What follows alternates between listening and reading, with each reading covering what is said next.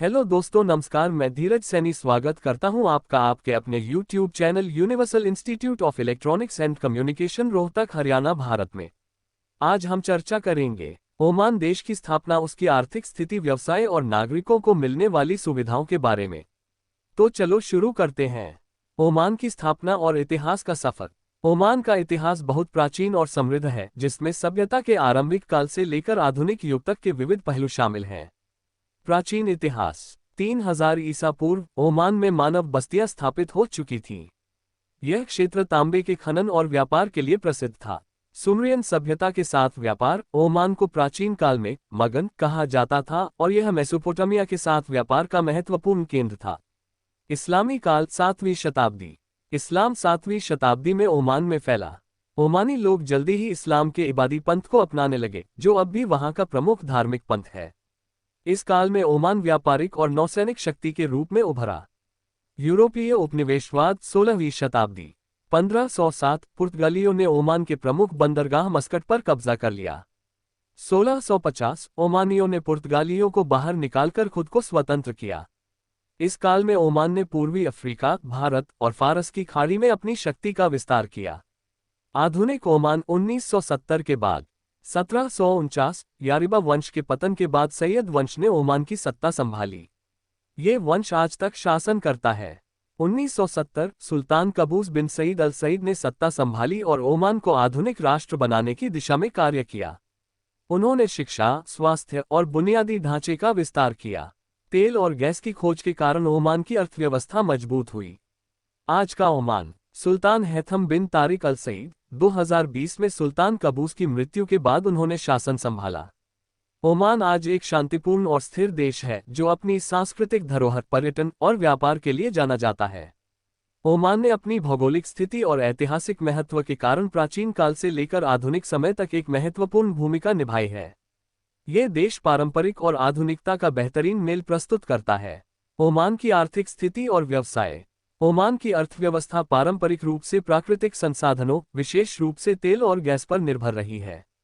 हालांकि हाल के वर्षों में देश ने आर्थिक विविधीकरण की दिशा में महत्वपूर्ण कदम उठाए हैं। एक प्रमुख आर्थिक क्षेत्र। तेल और गैस। राजस्व का मुख्य स्रोत। ओमान की अर्थव्यवस्था में तेल और गैस का योगदान लगभग 65 से 70% है। तेल उत्पादन। ओमान रोजाना लगभग 10 लाख बैरल तेल का उत्पादन करता है। गैस निर्यात। तरलीकृत प्राकृतिक गैस LNG भी देश के राजस्व का बड़ा हिस्सा है। मछली पालन और कृषि। मछली पालन। फारस की खाड़ी और अरब सागर के तटों के कारण मछली पालन ओमान का प्रमुख व्यवसाय है। कृषि। मुख्य फसलें खजूर, अनार और नींबू हैं। खनन। तांबा, क्रोमियम और चूना पत्थर जैसे खनिजों का खनन बढ़ रहा है। खनन उद्योग में विदेशी निवेश बढ़ रहा है। पर्यटन। ओमान अपनी समृद्ध संस्कृति, ऐतिहासिक स्थलों और प्राकृतिक सुंदरता जैसे रेगिस्तान, समुद्री तट और पर्वत के लिए प्रसिद्ध है। पर्यटन को बढ़ावा देने के लिए वीजा प्रक्रियाओं को सरल बनाया गया है। आर्थिक सुधार और विविधीकरण प्रयास। ओमान सरकार ने अपनी अर्थव्यवस्था को विविध बनाने और तेल पर निर्भरता कम करने के लिए कई कदम उठाए हैं। विजन 2040। यह एक दीर्घकालिक योजना है जिसका उद्देश्य गैर तेल क्षेत्रों को विकसित करना है। लक्ष्य क्षेत्र। पर्यटन, लॉजिस्टिक्स, मैन्युफैक्चरिंग, खनन और मछली पालन। विशेष आर्थिक क्षेत्र सेल्स।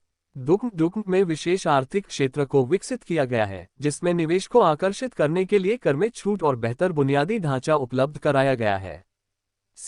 विदेशी निवेश। 100% विदेशी स्वामित्व की अनुमति दी गई है। व्यापार को सरल बनाने के लिए नीतियां लागू की गई हैं।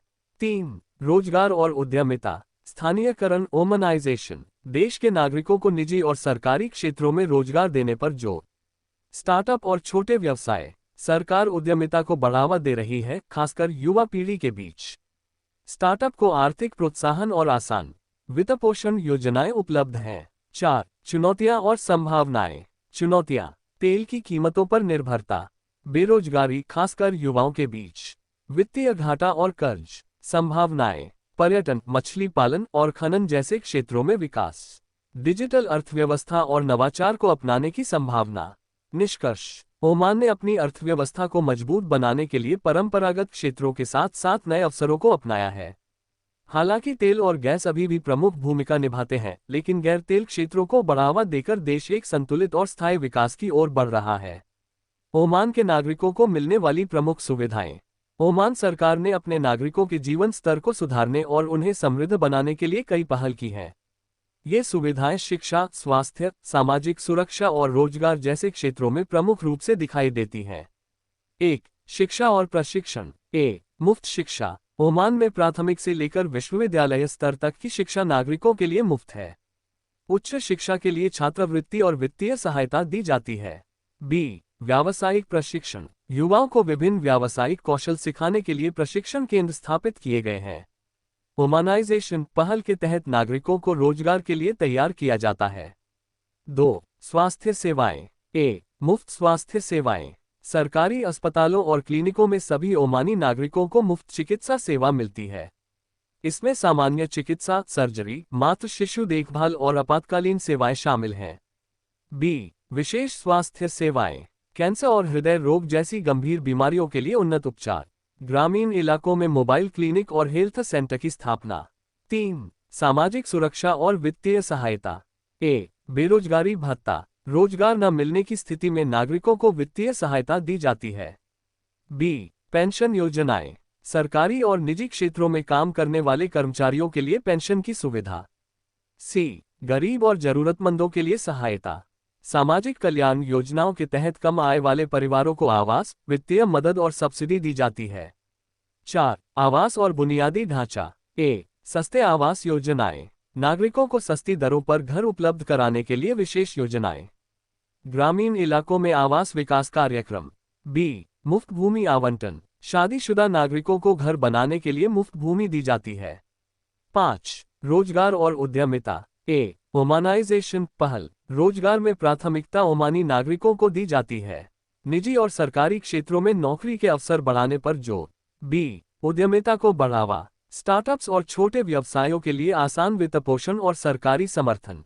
महिलाओं और युवाओं के लिए विशेष उद्यमिता कार्यक्रम। 6. महिला अधिकार और सशक्तिकरण। महिलाओं को समान अधिकार दिए गए हैं और वे शिक्षा, रोजगार और राजनीति में सक्रिय भाग ले रही हैं। सरकारी सेवाओं और कार्यक्रमों में महिलाओं की भागीदारी को प्रोत्साहित किया जाता है। 7. बुनियादी सेवाएं और सब्सिडी। पानी और बिजली। पानी और बिजली की सेवाओं पर सब्सिडी दी जाती है।